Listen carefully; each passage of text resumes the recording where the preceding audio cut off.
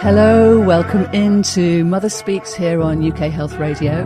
I'm Clara Apollo, your host and guide through the mother realm here for the next little while. So please do make yourself comfortable and settle into your being, and let's begin. First of all, before I introduce you to my esteemed guest here, I just want to explain that Mother Speaks is evolving. Through the last 3 months of conversations with a wonderful variety of women and men, all speaking into their relationship with mother, it has become clear that this show is truly outing the mother energy and all its forms so that we can meet and speak about things that matter on topics across the birthing board, from babies and books, artworks, music and new projects, to parenting children, animals and oneself, plus all the conundrums of being a woman in this day and age. This show was initially inspired by our Wake Up Mother community, where a brace of us were called together to co-author the book Wake Up Mother, which you can find out more about on our website, wakeupmother.com. And all the episodes are up on replay on demand here on UK Health Radio or on our podcast channel on Spotify or whatever podcast platform suits you. Back to this episode, and I am so honoured, thrilled, and feeling pretty excited to present to you a grande dame in the angel realm. Yes, CDiana Cooper is here. Oh, welcome to the show, Diana. Hello. If you haven't heard of CDiana Cooper, which I find hard to imagine, but she is an author, an international speaker and teacher, and she's been working with the angelic realm since her guardian angel appeared to her. Her mission is to connect people to angels, dragons, unicorns, and Atlantis for personal and planetary ascension. So in the middle of right now. And she's written over 30 books that are translated into 28 languages.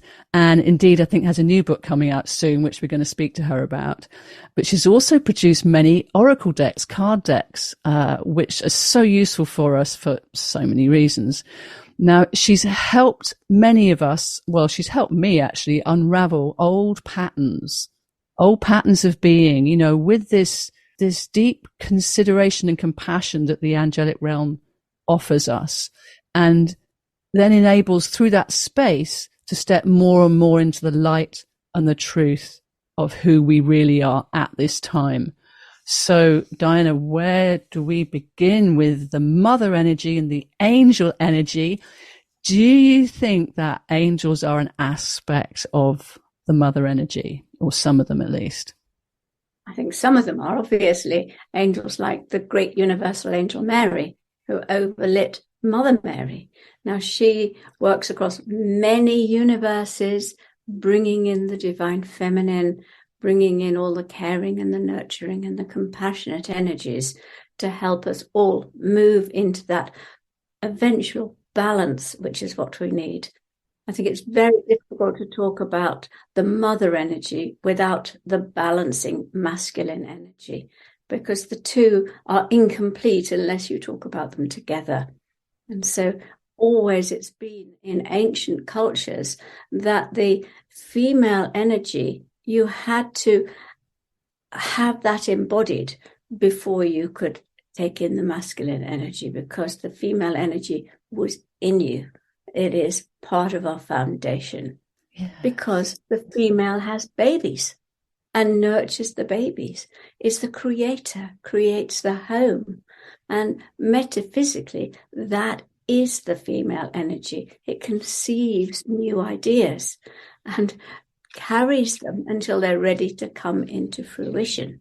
It's the masculine energy that does the protecting, but they have to have both in order for the female energy and the future generations, the ideas of the future, to come in.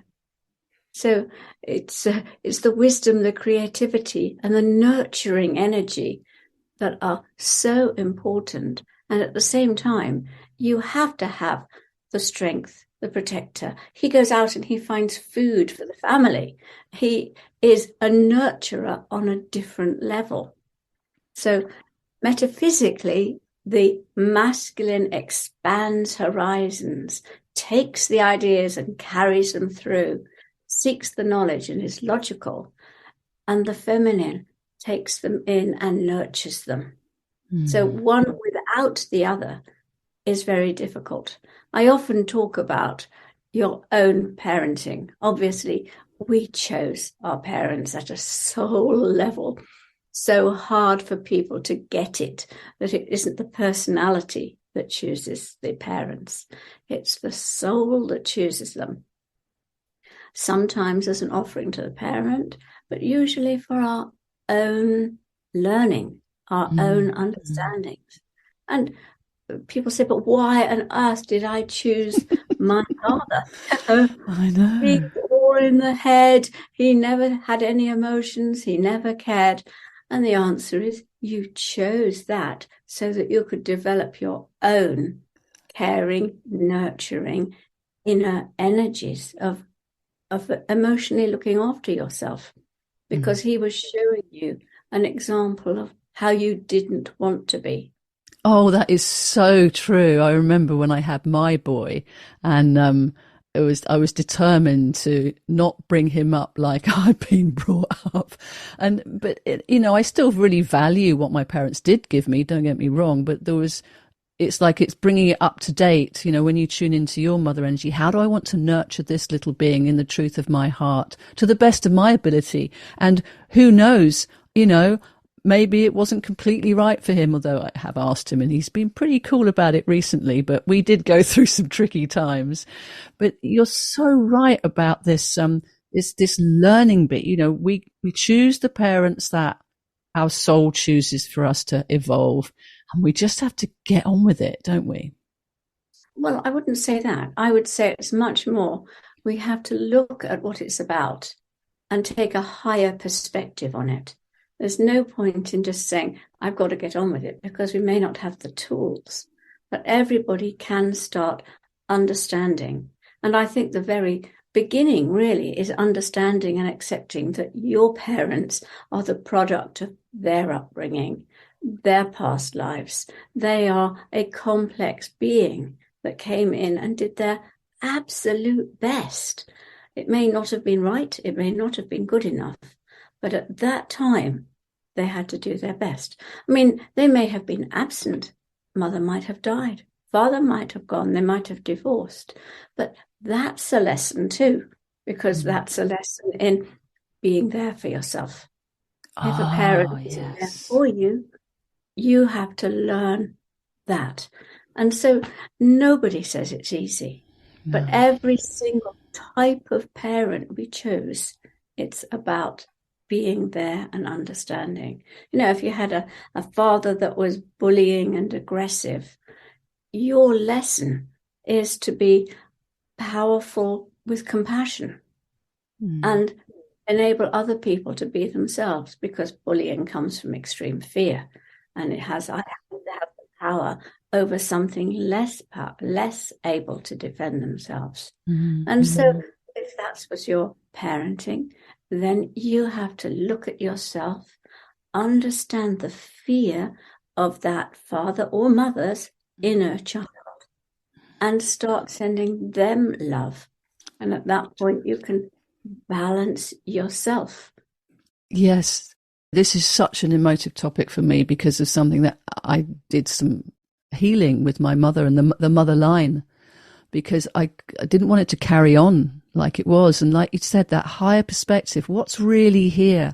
When I tune into my heart, we are all from love, there's love in her, and absolutely I reached that, and I was so overjoyed. And it's quite a long process, but that piece about how she felt about her mother, how she was parented, and then all the history then, and then when you have those drop-in moments of just holding the compassion and the love, something happens, doesn't it? There's just a realignment and an awareness of like, they were just doing their best. I think that many people forget that bit, because none of us is a perfect parent. It just isn't possible when we're in a human body on earth, especially now, because now is end times. For thousands of years, people have been able to say, no, I won't take on any more family karma. But right now, you can't say no. we have to take it on. At one time, say your great-grandfather did something, and your grandfather then, his job was to take on that karma. He said, no, I don't want to. Then it came down the generations, and cousins could take it on, and now we're no longer able to say no. So people being born now, or having been born in the last few years, have a huge backlog of karma that they have to take on.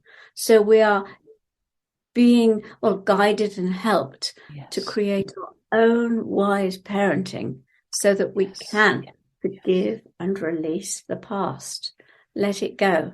Yes. Ready to jump forward into the golden age. And I think if I had to say there was one thing to do more than anything else to help with our integration and ascension, it's create your own inner wise parents. Yes. Because if you've got somebody, if you had a critical mother, then instead of carrying on with that same critical voice in your head, which is what we all do, once we've integrated it, we take their voice on, which is why we create the same things as our parents did, even though we think it was something totally different that we'd done and that we intended to do. We take on that same voice. But if you then change that consciously and you watch when you have a critical self-thought and you change that into what would my wise mother say, then that would be something life-affirming, something positive, something good. And we start saying that to ourselves. And that starts shifting us internally and making a massive difference. Oh, you're so right. I've been talking about self-mothering, but you're right, it's self-parenting, because of course we need both. But as you also said earlier, it's the mother energy we need to connect with first, because that is the nurturer.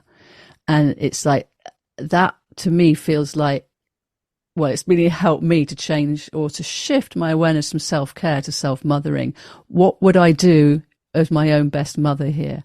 How could I hold myself? I think there's that holding piece that is really key, that can kind of get overlooked when you're trying to do self-care. It's like, how about just be with this mother energy that you have, all of us have. I'd say the mother energy is more important to start with. I would say it depended on the individual. Okay. Some people need to work first with the father energy and then the mother energy. And others need more of the feminine, compassionate, caring, nurturing energy. Some people need the strength and protection before they can even start on that. Right. Okay. Yeah, they need to feel safe. Absolutely. Exactly. So, yeah.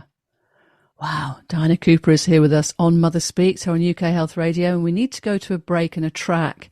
And I've been choosing some angel-themed tunes for you here, Diana. And the first one that I'd like to share with you all is The Beauty by Nina Simone, called Angel of the Morning. Enjoy. UK Health Radio, the station that makes you feel good.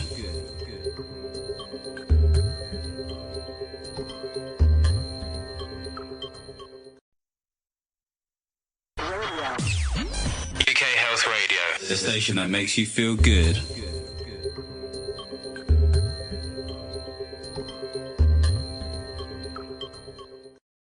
So you're back with me here on Mother Speaks. I'm Clara Apollo. We're on UK Health Radio, and I'm here with Diana Cooper, sharing such wisdom about parenting, not just focusing on mothering here. We've got the balance between the masculine and the feminine. And that track that we played, The Angel of the Morning, I really chose that for you because I know that you parent your dogs and you go out walking with your dogs in the morning. And I just, that. I don't just have dogs,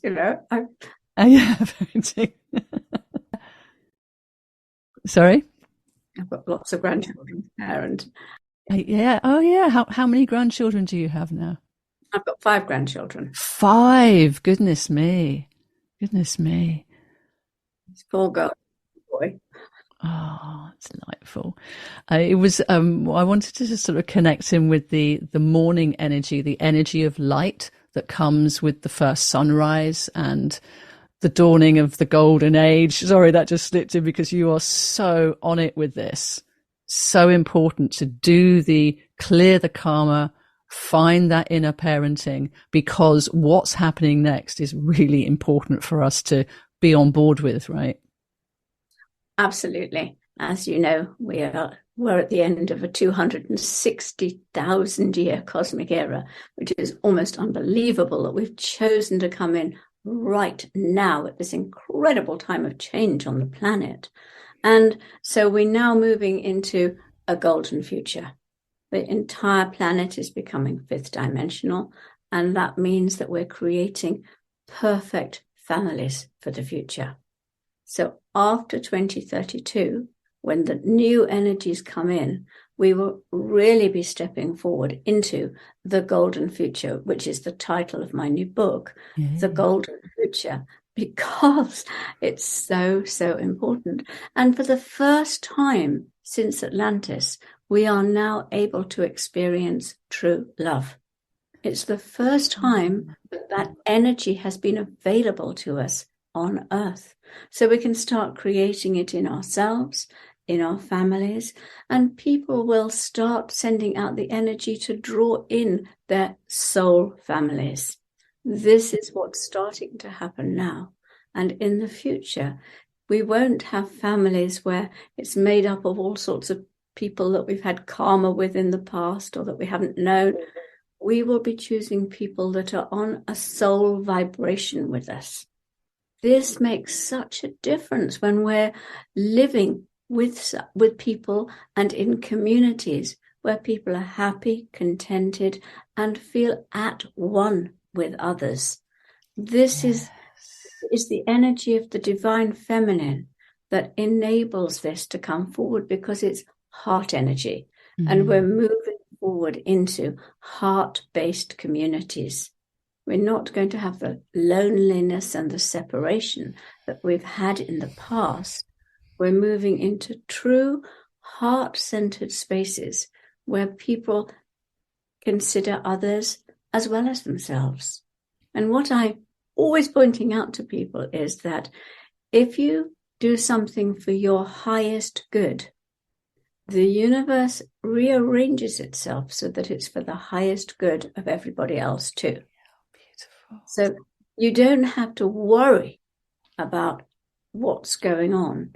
If it's with integrity for the highest good, then it works for everybody. Yeah. And I think that that's a really important thing. People spend a lot of time thinking, oh, am I being selfish?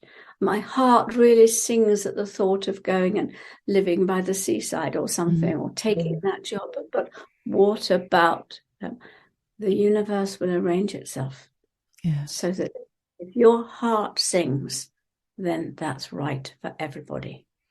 That brings me to another point which suddenly came into my head, which is, I've always believed that the greatest gift that you can give to your children is be happy.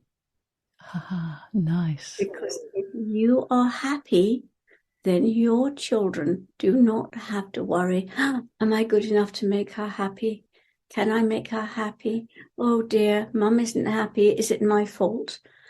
If you are happy, doing what makes your soul satisfied and contented, then that is a massively good gift to your children. They believe in the future they can make their partners happy because they were good enough for their mother. Yes. And if your mother is not happy, then you feel you're not good enough to make her happy. And so personal happiness and contentment is really important for mothers, to do what is right for you to do. To mother yourself well, because that frequency of heart and self-care is going to emanate out into your families, into your friends. And we all hear about, you've got to look after yourself first. They're like, well, I've got so much to do. It's like we're finding ways. And that's what this show is about. It's like sharing little tools and tips. Like if you're in the middle of doing so much, when can you find some time to come in and self-care? In the middle of a school run, can you listen to a podcast? You probably already do. have you got any sort of tips, awareness sort of hacks that you could give for mothers that are really busy and don't often have enough time for themselves? Well, I see mothers racing around, making sure that their children go to ballet on Monday and gym on Tuesday and swimming on Wednesday. You know the picture.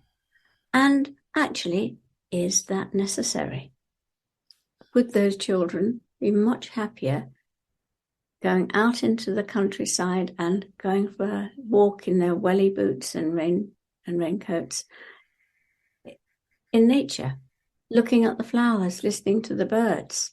This is what happened before you had everybody on phones for hours. Yeah. And I'm probably going to say the most unpopular thing it's possible to say. And that is, have a rule, no phones at the table. Something quite simple. That once there's a definite rule, children accept it. When parents are wishy-washy about it, then of course children don't accept it at all. They know full well when you're being half-hearted and when you really intend to follow through with something. Yeah, so this is getting back to the personal responsibility of self-parenting, that if you want to encourage your children not to be on devices, you've got to manage that yourself. You have. And it's so interesting. I was in a cafe the other day and I was considering how I use my phone as a default. And I was just thinking, no. My daughter went to the toilet and I just thought, no, I am not going to listen to something on the phone. I'm not going to check my emails. I'm just going to sit here and enjoy it. And then I noticed all the other people in the cafe, as soon as their partner got up to pay or go to the loo or whatever, they got their phone out. And it's an immediate, it's a kind of almost like an anxiety stopper. You get your phone out. And it's recentering and recalming self, so that then your children feel calm and safe. Now, if you've constantly got to find some means of distracting yourself, then how can these poor children coming into this complex world expect to do the same? Very, very good. Very, it's not easy for us to manage this phone distraction thing. I mean, if you've seen Social Dilemma, I think it really helps. But we're needing to bring conscious awareness into our choices. And, I find it as well. I'll just, it's like a compulsion. I have to actually put it over the other side of the room and put a timer on it. That's a little hack I've used. It's a very simple one, but it's like put it out of reach. And then when you find you're reaching for it, it's like, oh no, I'm not going to do that for another 45 minutes or something. And you have to retrain ourselves, don't we? It's come in very quickly and suddenly. Yes. On email and phone and text. And it's been amazing to have these ways of communicating with one another, but it needs to be measured. I mean, I love that you've brought in going into nature. Is one of the themes that comes round and round in this show. It's like, this is the simplest thing. And of course, nature is Mother Earth. She's calling us back into commune with her for really good reasons, There's the balancing act of nature for you to breathe in and absorb and be in awe and wonder of that leaf unfurling or the light coming through. Oh, the beech leaves at the moment. Oh my goodness. And to have that wonder and awe at nature, because it is incredible and so easy to overlook. And so fascinating. Children nowadays, they don't know the bird song. They don't know the names of the flowers. It's very interesting to me. As a child, you'd pick a flower, probably not allowed to now, a wildflower, and you press it, and that is with you for ages. And you then make a card with it or something. Yeah. That's all nature's provision. Yeah, I remember going in with my wax crayons and paper and sort of doing the barks, the different sorts of bark and what those patterns brought up, and just feeling like, it was quite good fun, And so that taking your kids out into nature, getting them used to it, even when it's raining, especially when it's raining, because you can put your wellies on and you can get into the elements. how it smells different when it starts to rain, and noticing that and bringing that up into conversation with them, and as you say, bringing flowers back or stones or something that has attracted them in from the magic of nature, and to commune with it. I mean, maybe even making a family altar or collection of what do we find this week? What is on there? And all I this. can remember watching my granddaughter when she was about 15 months, squatting on the pavement, watching a snail walking across the pavement. She was totally mesmerized for about 15 minutes. But mothers these days don't have 15 minutes to stand with their child while they're crossing a pavement, while they're watching a snail or whatever it is. It's patience. It's taking us back to that very early element of watching and nurturing. Also, in the time of Atlantis, every family had a pet, and every child had a pet. And it was considered part of their development that they had to take responsibility for the welfare of another being. Yeah. It's part of their growth. And that was what gave them compassion and understanding and caring. And even just looking after a plant, that gives a child an understanding. If I don't water that plant, it droops. It needs that. It needs me to give it that. And that's also a learning that children need nowadays. Yeah, and I think that you've also brought up the role of the grandparent that has got more time and more patience, and that children need to be around adults of different ages. And, I just think it's so important to bring the grandparents in and involve them in the lives of the children. If you have so much to give and to share and to, patience, like you say, and awareness and observation and wisdom. I think this is part of the golden future.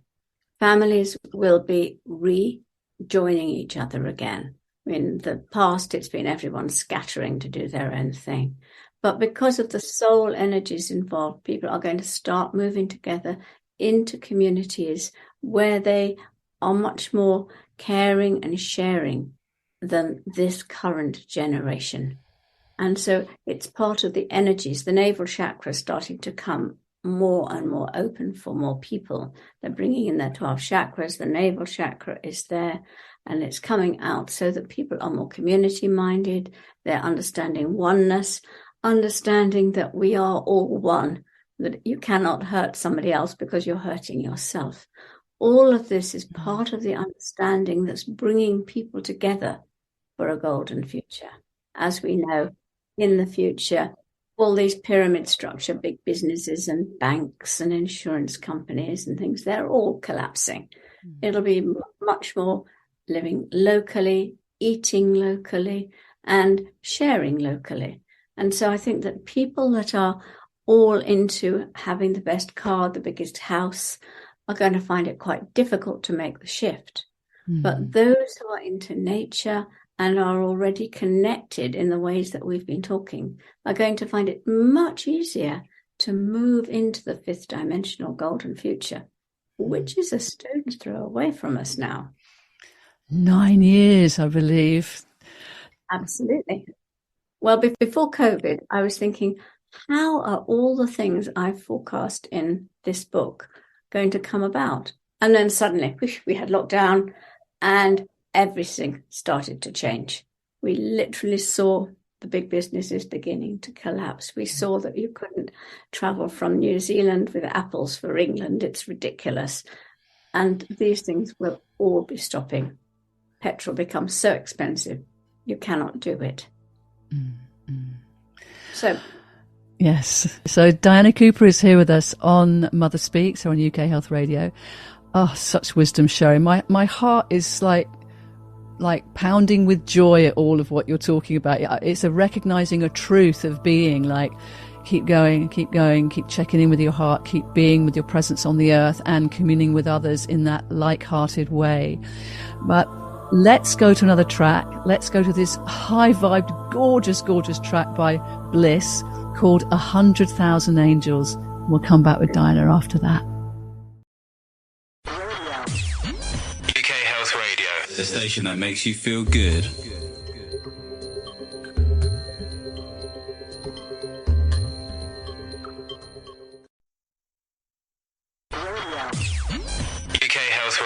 the station that makes you feel good.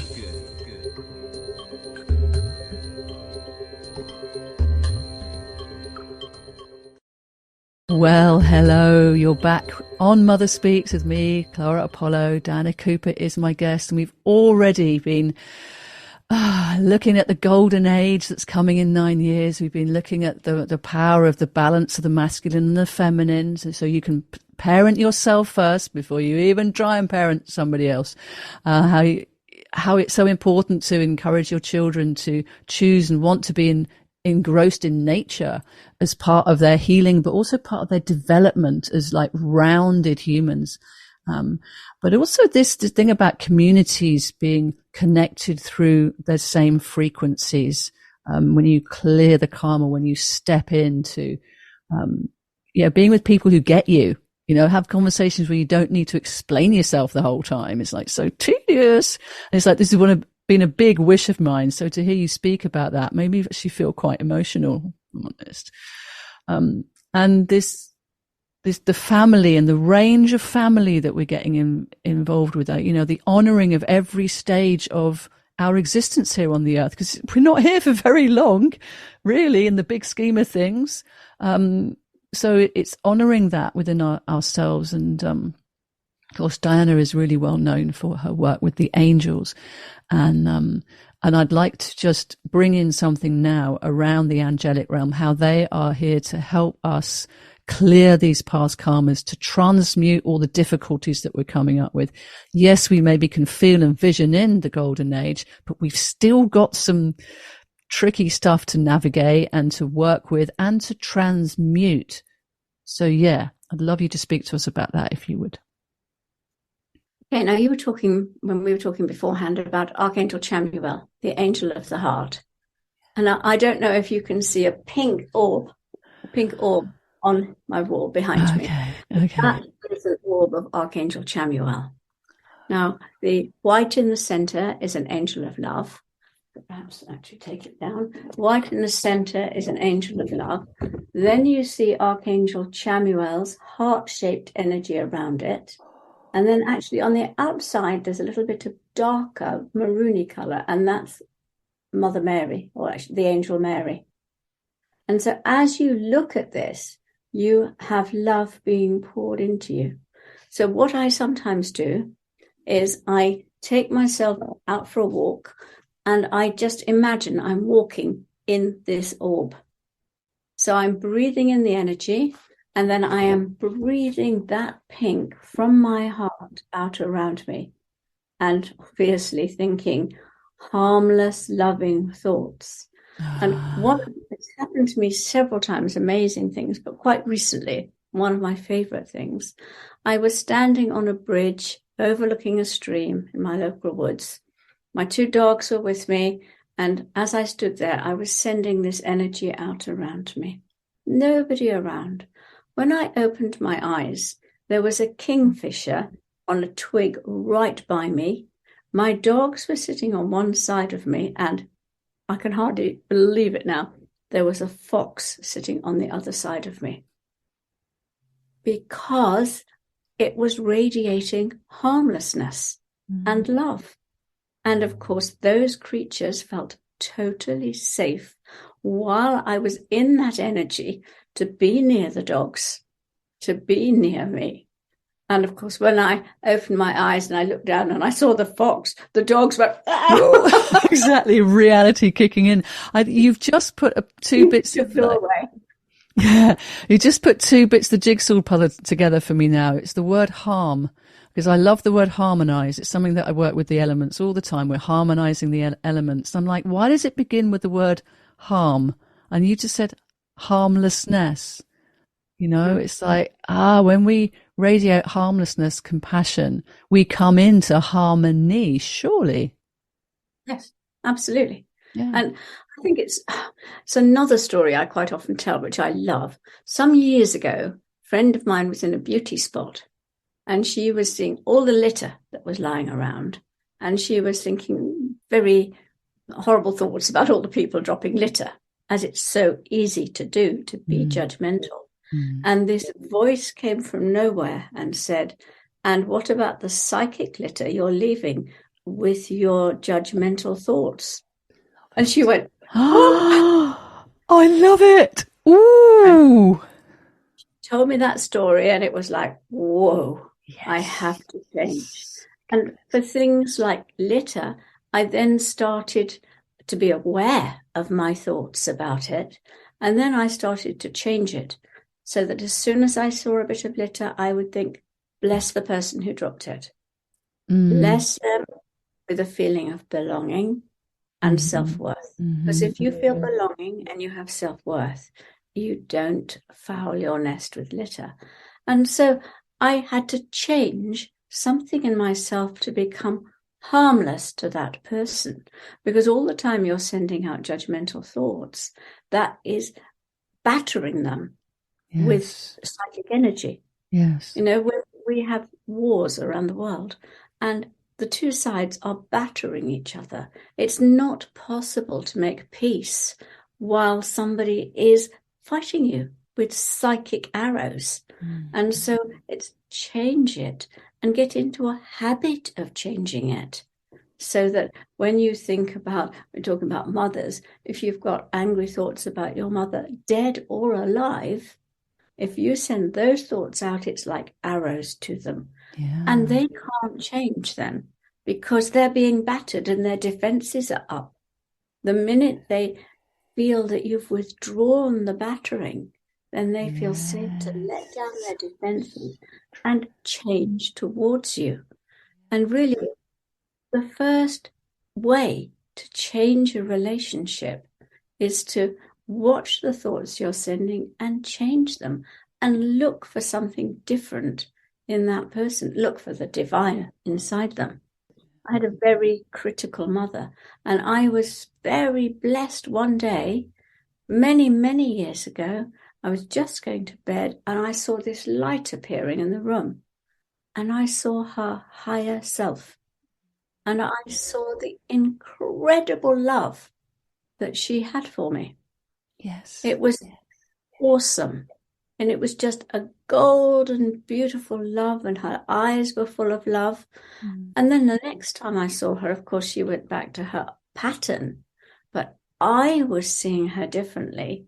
So I wasn't engaging in that arrows thing that used to go on. And it can make such a difference. Totally. So it's the frequency, the energy that you give out.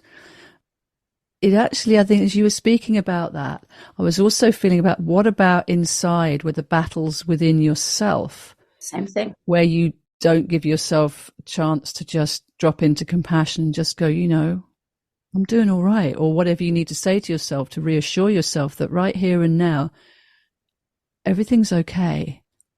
You know, I think that's kind of a good place to remember to go to as well, this self-care within yourself to balance up the masculine and the feminine, or the yin and the yang, and to find that sweet spot in the middle that is peace, that is harmony, that is love. And then it's easier. Well, you mentioned compassion a couple of times, and every chakra has a number of chambers, and in those chambers are the lessons you have to learn in order for that chakra to rise in frequency. We are now moving towards ascension. Many, many people are on the ascension path. And in the stellar gateway chakra, the highest one, there are 12 chambers. And one of them is mastering the lessons of compassion. So it's very, very important. Compassion towards yourself, compassion towards animals, nature, other people, but particularly towards your own parents. Yes, definitely. And this can ripple back through the timelines as well. Oh, my goodness. You made a really important point there. This is end times, and we can go right back and start healing. And when you're talking about that, in your soul star, you have all your soul journey stored in there. And sometimes we've done forgiveness after forgiveness, but we're stuck because somebody way down the soul line won't forgive you. Now, if that happens, Archangel Lavender will go down that soul line for you if you ask, and touch their heart and open them to open their heart to receive forgiveness. Now, when that happens, it can make a huge jump in your energy fields, because they can let go of something and you can let go of it too. And so there is so much help available to us.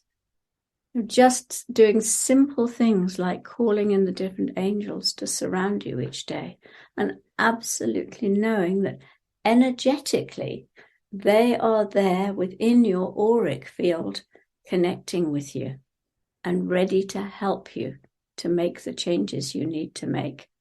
We live in extraordinary blessed times. It may be complex out there. It may be that there's all this stuff going on as the old collapses, but there is so much more for our inner lives that is rich and exciting. And as we know, if your inner life is peaceful, your outer life reflects it. And so the more we make our inner lives calm, loving, compassionate, the more we receive that externally too. Thank you. Thank you. Just to be in your energy field here has just been such a deep joy and balm and healing for me. And thank you, Diana, really, for sharing all that you have with us here on Mother Speaks. Thank you, Clara. It's been really lovely talking to you. Yeah. So how can people find out more about you? Where can they go? Well, my website, obviously, CDianaCooper.com. There's masses and masses of information and exercises. And of course, I've got a YouTube channel, loads of stuff on there too. And my books. And yes, all your books and courses. And you've got the course coming up on the 19th of June, which is linked to what we've just been speaking around, the Soul Star. And I've got Amanda Ellis's Archangel Zadkiel, which is a completely beautiful fragrance, also activator for forgiveness and transmutation.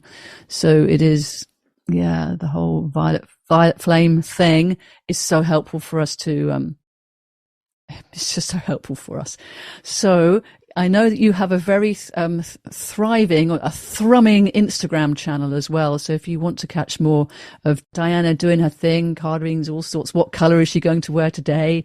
I know how much you love your colours, but there's that frequency coming and that lightness of being with you too. So thank you so much for being here on the show.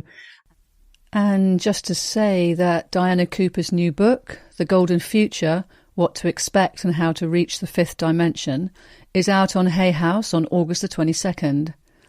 And in this you will find inspirational guidance, hope and an uplifting vision of better times to come in this transformational path to the fifth dimensional golden future. I mean, we all know how turbulent life has been recently. And how long will our world carry on like this?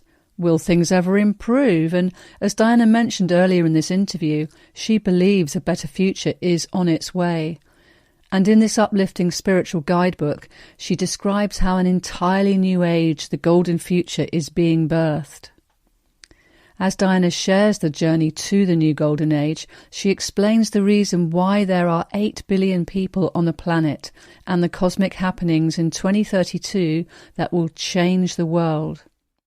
Her vision can help us manage ourselves amidst the turmoil of modern-day life and allow the golden future to inspire and guide us along this collective transformational journey towards a better future for all. Can you feel it? I certainly can. And being in Diana's presence for a good hour was a beautiful blast of coherent, 5-dimensional, pure love and wisdom yumminess. I hope that this energy, this frequency, this vibe comes across for you too. And so if you've enjoyed this episode, please do tell your friends, and you can listen again on demand here on ukhealthradio.com or on any of the podcast platforms. And coming up next time, I'm going to be talking with Sharon Rose, the author of The Path of the Priestess. She's also a film director, a dance choreographer, a healer and a grandmother, and she's going to be calling in from Crestone, Colorado. Now, this bank holiday weekend, which is when this episode first airs, I'm going to be up in London at the Mind Body Spirit Festival, hanging out with my high vibe friends and offering a couple of Qigong-based midlife magic sessions. So do pop along if you're in the area. And online, I have the regular weekly Elemental Qigong, which this month is focusing on our heart song. And there's also, I'm really excited about this, the new 5-week program entitled Calling Home Your Sacred Self with the Elements. And this begins on June the 5th with a free introduction, which you're really welcome to come along to, which I am so loving as it's incorporating the varying elements that nurture me through alongside the Qigong that I practice, especially voice activation, dance, sound healing, and personal peace practice. So head over to claraapollo.com or have a look at the Apollo Chi app, and that's Chi spelled QI. And on that app, there are free trial sessions, some of the hypnotherapeutic inner alchemy meditations in there as well. And also links to Chi Time TV, which is our YouTube channel where you will be able to watch this episode of Mother Speaks with Diana Cooper. Now, as I was editing this episode, the sad news came through about the passing of Tina Turner. What a legend, what a life story and immense back catalogue. But there may be something that you didn't know about her, that she was a practicing Buddhist. I think that's what helped to get through all her trials and tribulations. And so, in her honour, I'd like to play out with a short spoken piece by her